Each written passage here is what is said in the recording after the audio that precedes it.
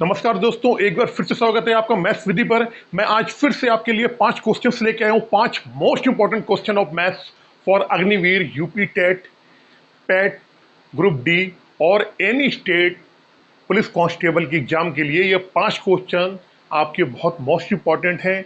बिल्कुल आ सकते हैं, बिल्कुल आ सकते हैं। क्लास नंबर 2 पे चलेंगे। पहली क्लास मैंने आपको करवा दी थी, क्लास नंबर 2 है। चलते क्वेश्चन नंबर 1 पे। किसी संख्या का किसी संख्या का 16 सहित 2/3% उसी संख्या में घटा दिया जाए तो 500 बनता है। वास्तविक संख्या बतानी है आपको। देखिए, सबसे पहले क्वेश्चन नंबर 1, 16 सही 2/3% की फ्रैक्शन वैल्यू क्या होती है आपको मालूम होना चाहिए। नहीं है तो आप निकाल लो। मैंने परसेंटेज आपको बताया है, पूरा पढ़ाया है। आपको ये वैल्यू याद होनी चाहिए क्वेश्चन में, तभी जाके आप टाइम को कवर कर पाओगे। 16 सही 2/3% की फ्रैक्शन वैल्यू होती है 1/6। इसका मतलब क्या हुआ? इसका मतलब ये हुआ, अगर हम 6 का 16 सही 2/3% निकालेंगे तो कितना आएगा? तो आपने कहा जी 1 आएगा। भाई 6 का अगर यहां से गुणा करेंगे, मैं से इसमें गुणा कर दें, 6 का 16 सही 2/3% ही तो 1 है। 6 का 16 सही 2/3% ही 1 है। तो हमने माना कि संख्या क्या है? संख्या हम मान लेते, माना माना संख्या क्या है? आप मान लो, माना संख्या 6 है। अब 6 का 16 सही 2/3% उसी संख्या में घटा देंगे। आपको मालूम है 6 का 16 सही 2/3% कितना आ रहा है? 1 आ रहा है। तो क्या रहा है? 6 का 16 सही 2/3% मतलब 1, उसी संख्या में आप घटा दो। आपने घटाया तो कितना आया? 5 आया। लेकिन क्वेश्चन में कह रहा 500 बनता है। कितना बनता है? 500। इस 5 की वैल्यू 500 के बराबर क्वेश्चन में आपको दी गई है। क्वेश्चन में क्या पूछा गया? वास्तविक संख्या। हमने संख्या क्या मानी थी? 6 मानी थी। 6 की वैल्यू 500 के बराबर है, सॉरी 5 की वैल्यू 500 के बराबर, तो 6 की वैल्यू 600 के बराबर। ये कितना गुना हो रहा है? 100 गुना हो रहा है। यहाँ भी आप इसको 100 गुना कर दो, यही 600 क्या हो जाएगा आपका आंसर? इट्स ऑप्शन बी, 600 रुपये, 600 संख्या। जल्दी से क्वेश्चन नंबर 2 पे, जल्दी से।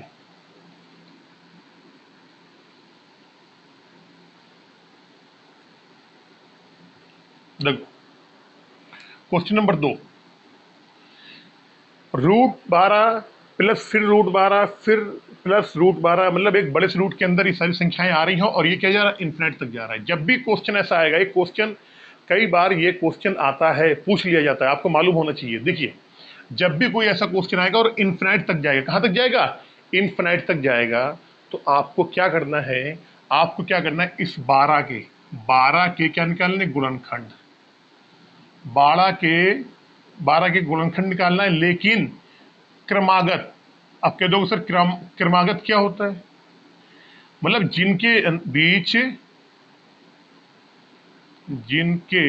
बीच अंतर, क्रमागत क्या होता है? जिनके बीच अंतर 1 का हो।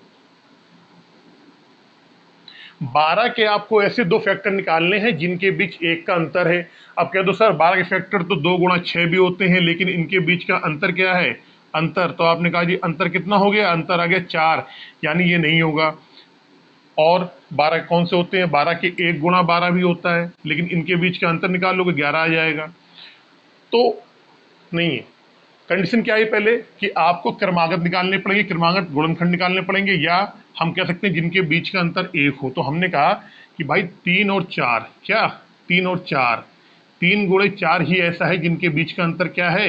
1 है। जिनके बीच का अंतर 1 है, तो 12 के ऐसे फैक्टर लेना है जिनके बीच का अंतर 1 है। जब यहां प्लस लगा होगा, जब यहां पे प्लस लगा होगा, तो आपको बड़ी वाली संख्या लेनी है। क्या है? जब प्लस होगा तो क्या लेनी है? बड़ी संख्या, बड़ी संख्या। और जब माइनस होगा तो क्या होगा? छोटी संख्या लेनी है, छोटी संख्या। तो इसका आंसर आ जाएगा आपका 4, क्योंकि प्लस लगा है तो बड़ी संख्या लेंगे। अगर यही क्वेश्चन यहाँ पे होता, माइनस होता, सारे में माइनस होता, तो फिर क्या आता? फिर आता आपका आंसर क्या आता? फिर आपका आंसर आता 3। प्लस वाले में बड़ी संख्या, प्लस है यहाँ पे, अंदर प्लस लगा हुआ, बड़ी संख्या लेंगे, 4 आ जाएगा, 4 ले लिया। अगर यही माइनस लगा होता तो छोटी संख्या लेते, फिर क्या आता? फिर 3 आता। तो इसका आंसर क्या हो जाएगा? इसका आंसर आ जाएगा आपका 4। 4 सही है यहाँ पे।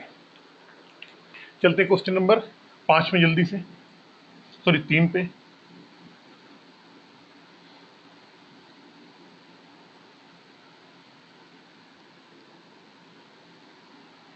देखिए, कह रहा है 5,000 रुपये की धनराशि पर 2 वर्ष के चक्रवृद्धि ब्याज व साधारण ब्याज का अंतर कितना है? 72 रुपये है। ब्याज की वार्षिक दर आपको बतानी है, ठीक है। कह रहा 2 वर्ष की बात की गई है, चक्रवृद्धि ब्याज और साधारण ब्याज का अंतर दिया गया है, मूलधन दिया गया है, आपसे दर पूछ रहा है। आपको मालूम होना चाहिए क्वेश्चन नंबर 3, 2 वर्ष के लिए, 2 वर्ष के लिए, 2 वर्ष के लिए एक फार्मूला होता है। अंतर का फार्मूला क्या होता है? 2 वर्ष के लिए सीआई और एसआई, चेक कंपाउंड इंटरेस्ट तथा एसआई का अंतर, अंतर क्या होगा? ये होता है PR² अपॉन 100 का स्क्वायर। अंतर कितना दिया है? तो आपने कहा ये अंतर दिया है 72, रख दो यहाँ 72। अमाउंट कितना है? 500 रुपये। पी मतलब क्या होता है? प्रिंसिपल अमाउंट, 500 रख दिया आपने यहाँ पे, 5,000 सॉरी। आर आपसे पूछा गया है, आर आपने ऐसे ही रखा, 100 का 2 बार गुणा कर दो यहाँ पे। ये 2 जीरो से ये 2 जीरो कट गए, ये एक जीरो से एक जीरो कट गया, 5 दूनी 10, 2 आ गए यहाँ पे।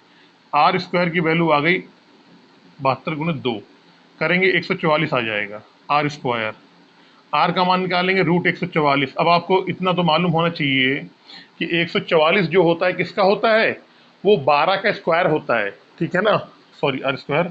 तो आर का मान कितना आ जाएगा? 12 आ जाएगा, यानी कि 12% वार्षिक उसकी क्या है? दर है। ऑप्शन नंबर कौन सा है? ऑप्शन नंबर ए आ जाएगा, 12% यहाँ से। चलते हैं क्वेश्चन नंबर 3 पे। ये फार्मूला आप नोट कर लें जो मैंने आपको बताया। 2 साल के लिए, 2 साल के लिए चक्रवृद्धि ब्याज व साधारण ब्याज का जो अंतर होता है वो होता है PR² अपॉन 100 का स्क्वायर। ये फार्मूला होता है 2 साल के लिए। 3 साल वाला भी होता है, लेकिन पेपर में 3 साल वाला बहुत कम पूछा जाता है। जब भी पूछा जाएगा तो 2 साल का ही पूछा जाएगा आपका हमेशा। नोट कर लें जल्दी से आप इसे। चलते हैं क्वेश्चन नंबर 4 पे।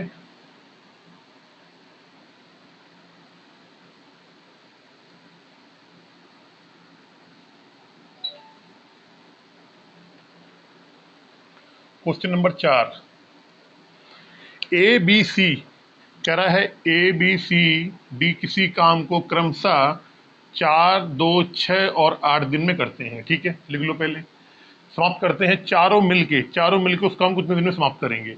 A है, B है, C है और D है।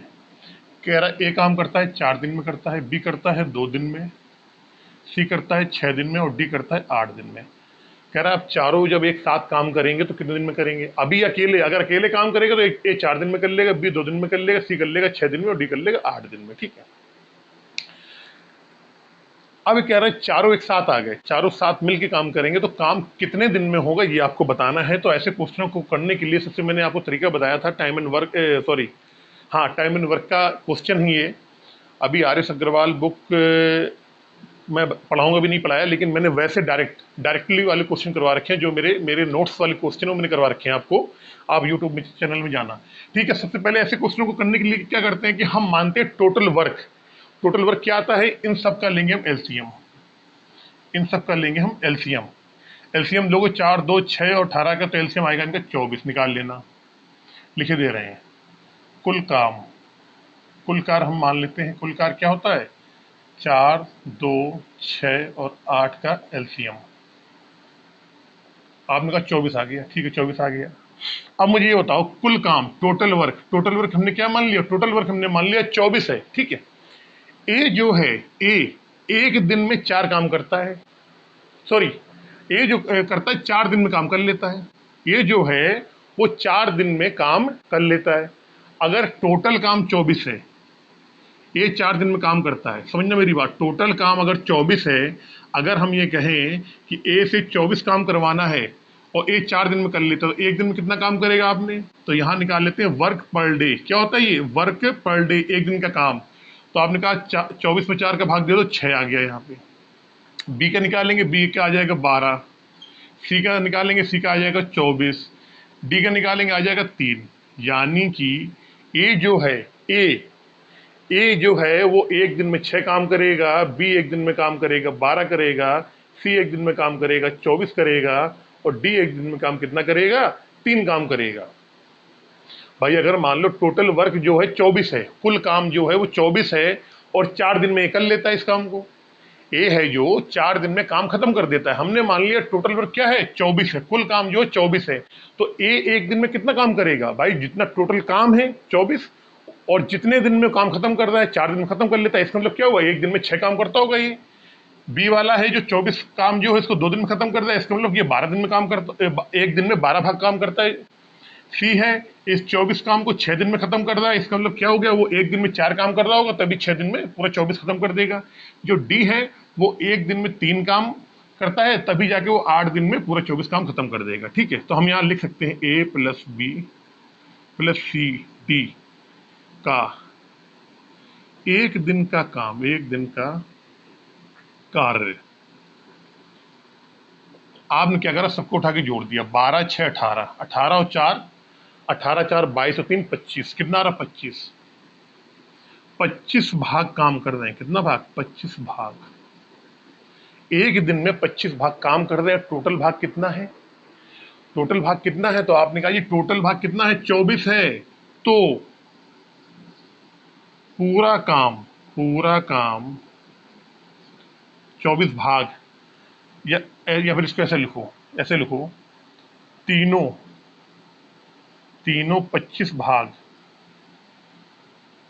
काम करते हैं बराबर एक दिन में। इसलिए 24 भाग, भाई हमने 24 ही तो काम माना था, कुल काम कितना 24 है, तो 24 भाग कितना काम करेंगे, 1/25 इंटू 24, यानी कि 24/25 दिन में वो तीनों मिलके काम को पूरा कर लेंगे। ऑप्शन नंबर आपका आ गया बी, 24/25। ये ऑप्शन नंबर बी जो है ये आपका सही है। अगर आपको समझ में नहीं आ रहा तो आप मेरे यूट्यूब में बहुत सारे वीडियो पड़े हैं, बिल्कुल मैंने वहाँ ये चीज़ डिटेल में बताई हुई है आपको। चलते हैं क्वेश्चन नंबर 5 पे जल्दी से।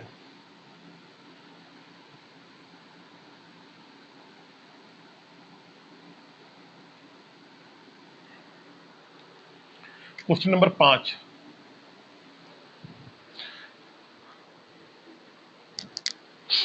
कह रहा दो संख्याओं का लासा 225 है, और उनका जो मासा है वो है कितना 5।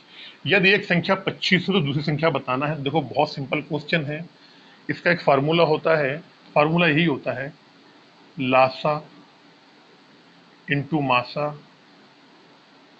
बराबर पहली संख्या इंटू सेकेंड संख्या। बस ये फार्मूला, ये याद कर लो। लासा और मासा अगर दो संख्याएं हैं, अगर उन दोनों संख्याओं को गुणा कराया जाएगा तो उनका गुणनफल उनके लासा और मासा के बराबर होता है। यही फार्मूला है, ये फार्मूला आपको याद होना चाहिए। लासा को बोलते हैं एलसीएम और मासा को बोलते हैं एचसीएफ। ठीक है, तो ये भी आपको मालूम होना चाहिए, एलसीएम मतलब लासा, एचसीएफ मतलब मासा। ठीक है, अच्छा लासा कितना है, लासा 225 है, 225। मासा कितना है, इसका मासा है इसका 5। पहली संख्या कितनी है, एक संख्या 25 है, पहली 25 हो गई। दूसरी संख्या आप x मान लो, x मान लिया। अब इसको सॉल्व कर लो, आप काट दो, 25 9 225, 9 45, यानी कि जो दूसरी संख्या है कितनी आ गई 45। तो दूसरी संख्या में मालूम पड़ गई कितनी होगी 45, यानी ऑप्शन नंबर बी जो है आपका बिल्कुल सही है। दूसरी संख्या आएगी जो वो होगी 45। ये 5 क्वेश्चन करा दिए मैंने। मैं आपको 5 क्वेश्चन ही करके बहुत सारे क्वेश्चन करवा दूंगा, और ये सारे क्वेश्चंस बहुत ही इंपॉर्टेंट क्वेश्चंस हैं। ये ज़्यादा हाई लेवल क्वेश्चन नहीं है, इनका लेवल बहुत डाउन है। मैं धीरे धीरे लेवल पे, हाई लेवल पे भी आऊँगा। लेकिन अभी अगर आप अग्निवीर की तैयारी कर रहे हैं, अग्निपथ स्कीम के तहत आपने फॉर्म भरा हुआ है, या ग्रुप डी की आप एग्जाम देने जा रहे हैं, या पुलिस के कांस्टेबल की भर्ती आ रही है, या टेट का वगैरह का फॉर्म आप भरेंगे, तो ये बहुत इंपॉर्टेंट क्वेश्चन है मैथ के। मिलते हैं क्लास नंबर 3 में फिर से एक बार 5 क्वेश्चन के साथ में।